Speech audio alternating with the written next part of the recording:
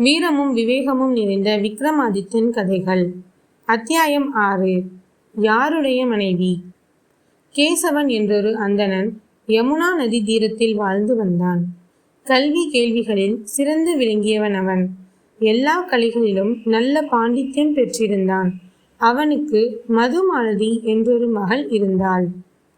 உலக வனப்புகள் எல்லாவற்றையும் ஒருங்கே கொண்டவளாய் பேரழகியாக விளங்கினாள். மதுமாலதி வளர்ந்து பெரியவளானாள். அவளுக்கு திருமணம் செய்து வைக்க விளைந்தான் கேசவன். மகளின் அழகிற்கு ஏற்றவாறு மிகச்சிறந்த மலானலை தேர்ந்தெடுக்க வேண்டுமென்று அலைந்து திரிந்தான். அவன் விரும்பியபடி மணமகன் எளிதில் கிடைத்துவிடவில்லை. அழகிற் சிறந்தவனாக இருந்தால் அறிவே அற்றவனாக இருந்தான்.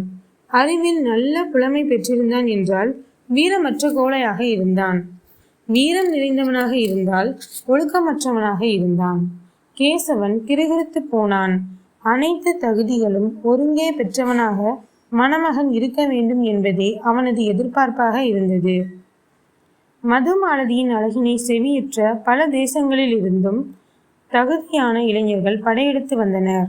ஆனால் மதுமாலதியை அடையும் தகுதிகள் இல்லாமல் மனம் பொறுமியபடி திரும்பிச் சென்றனர். அப்படி வந்தவர்களில் 3 இளைஞர்களிடம் கேசவன் எதிர்பார்த்த அத்தனை தகுதிகளும் இருந்தது. அதோடு அந்த இளைஞர்கள் 3 பேருமே நல்ல நண்பர்களாகவும் இருந்தனர். அவர்களில் யாரை மணமகனாக தேர்ந்தெடுப்பது என்று கேசவன் திணறி போனான். தன் மனைவியுடன் கலந்தாலோசித்தான். அவளாலும் தெளிவான முடிவுக்கு வர இயலவில்லை. இந்த விஷயத்தில் நம் மகளின் விருப்பமே முக்கியம், அதனால் அவளிடமே முடிவெடுக்கச் சொல்வோம் என்றாள் அவள். தங்கள் மகளை அழைத்தனர். கேசவன் சொன்னான், மகளே, இந்த 3 இளைஞர்களிடமே நாம் எதிர்பார்த்த எல்லா தகுதிகளும் உள்ளன. உனக்கேற்ற மணமகன் யார் என்பதை நீதான் முடிவு செய்ய வேண்டும் என்று கூறினார். அவளும் ஒப்புக்கொண்டாள். 3 இளைஞர்களுக்கும் விருந்து ஒன்று ஏற்பாடு செய்யப்பட்டது. அவர்கள் விருந்துண்டு கொண்டிருக்கும் போது ஒளிந்திருந்து 3வரையும் ஆராய்ச்சி செய்து கொண்டிருந்தாள் மதுமாலதி. 3 பேருமே அவள் மனதை கொள்ளை கொண்டனர். அதனால் யாரை தேர்ந்தெடுப்பது என்பதில் அவளும் குழம்பி போனாள். அப்போதுதான் அந்த துயரச் சம்பவம் நடந்தேறியது. வீட்டிற்குள் நுழைந்த ஒரு நல்ல பாம்பு மதுமாலதியின் காலில் கடித்து விட்டது. விஷம் தலைக்கேறியது. அவள் கீழே விழுந்து இறந்தாள். கேசவனும் மனைவியும் சொல்லொண்ணா துயரில் ஆழ்ந்தனர். தங்கள் மகள் மடிந்ததை அவர்களால் ஏற்றுக்கொள்ள இயலவில்லை. கதறி துடித்தனர். மதுமாலதியை மணக்கும் நோக்குடன் விருந்திற்கு வந்திருந்த 3 இளைஞர்களும் வருந்தி நின்றனர். கேசவனுக்கும் அவன் மனைவிக்கும் எப்படி ஆறுதல் சொல்வது என்று தெரியாமல் தவித்து போயினர். அந்த 3 இளைஞர்களுமே மதுமாலதி தங்களுக்கு மனைவியாக கிடைப்பாள் என்று உறுதியாக நம்பியிருந்தனர். தங்கள் மனதிற்குள் மனைவியாகவே அவளை வரித்து கொண்டு வாழ்ந்து வந்தனர் என்றுதான் சொல்ல வேண்டும். மதுமாலதியின் ஈமச்சடங்குகள் நடந்து முடிந்தன.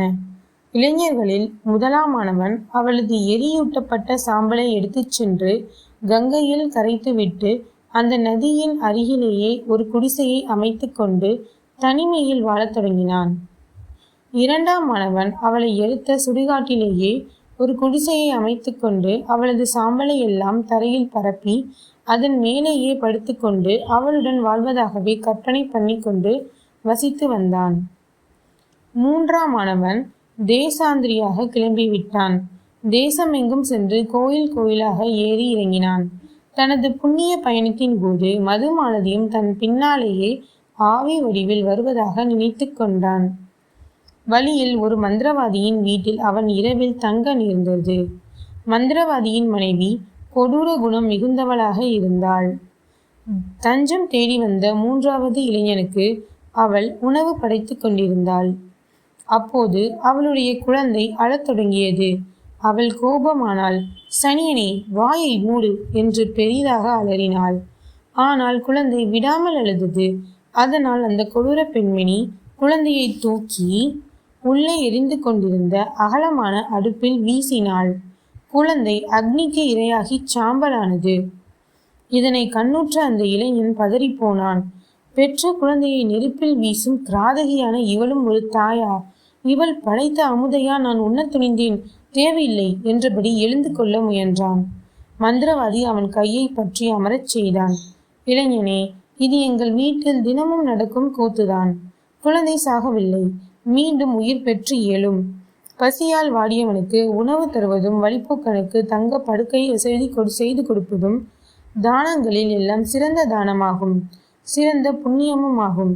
இன்று உன்னால் எங்கள் பாவங்களில் ஓரளவு குறைந்தது என்று நான் நம்புகிறேன். உட்கார் என்றான். எரிந்து போன குழந்தை எப்படி உயிர் பெறும் என்று கேட்டான் இளைஞன். மந்திரவாதி தன் கையில் இருந்த கம்மண்டத்தில் உள்ள நீரை எடுத்து குழந்தையின் எரிந்த சாம்பலின் மீது தெளித்தான். உடனே குழந்தை உயிர் பெற்று எழுந்தது. அந்த தாயும் ஓடிப்போய் குழந்தையை தூக்கி கொஞ்சினாள். மந்திரவாதி இளைஞனிடம், இளைஞனே, இப்போது சாப்பிடலாமே என்று கேட்டான். இளைஞனும் விருந்துண்டு விட்டு தூங்கச் சென்றான். அவனுக்கு நெடுநேரமாகியும் தூக்கம் வரவில்லை. ஒரு மந்திரத்தை உச்சரித்து நீரை தெளித்தவுடன் எரிந்த குழந்தை உயிர் பெற்று விட்டது. அப்படியானால் இறந்து சாம்பலாகி போன மதுமாலதியும் அந்த மந்திரம் ஏன் உயிர் பெறச் செய்யாது என்று பலவாறாக குழம்பிக் கொண்டிருந்தான்.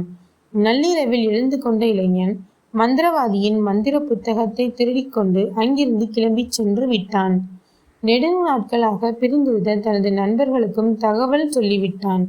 3 நண்பர்களும் மதுமாலதியை எரித்த சுடுகாட்டில் சந்தித்து கொண்டனர். அப்போது சுடுகாட்டில் அருகில் தங்கியிருப்பவன் வைத்திருந்த சாம்பலை எடுத்து வரச் சொன்னார்கள்.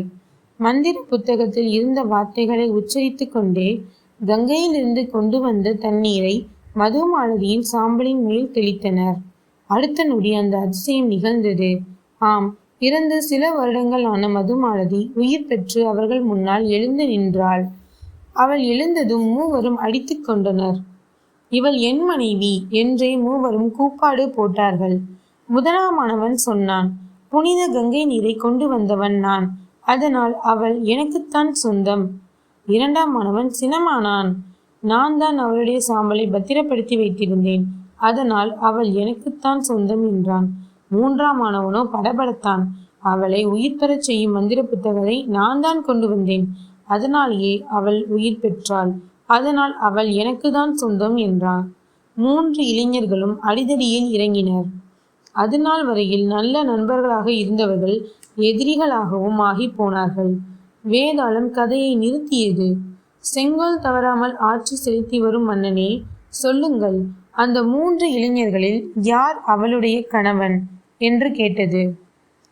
விக்ரமாதித்தன் சொன்னார், மந்திர புத்தகத்தை எடுத்து வந்து மதுமாலதி உயிர் பெறச் செய்த 3ஆம் இளைஞன் அவளுக்கு தந்தையை போன்றவன். மகளை தந்தை மணந்து கொள்ள முடியாது. முதல் இளைஞன் அவள் சாம்பலை கங்கையில் கொண்டு போய் கரைத்தான். அவன் அவளுக்கு மகனை போன்றவன். மகன் தாயை தார்மாக்கி கொள்ள இயலாது. 2ஆம் இளைஞன் மதுமாலதியின் சாம்பலின் மேல் தினமும் படுத்து உறங்கினான். அவனே அவளை மணந்து மனைவியாக்கி கொள்ள முடியும் என்றார். விக்ரமாதித்தன் சரியான பதிலை சொன்னதால் வேதாளம் மீண்டும் முருங்கை மரத்தில் போய் தொற்றிக்கொண்டு தலைகீழாக ஊசலாடத் தொடங்கியது.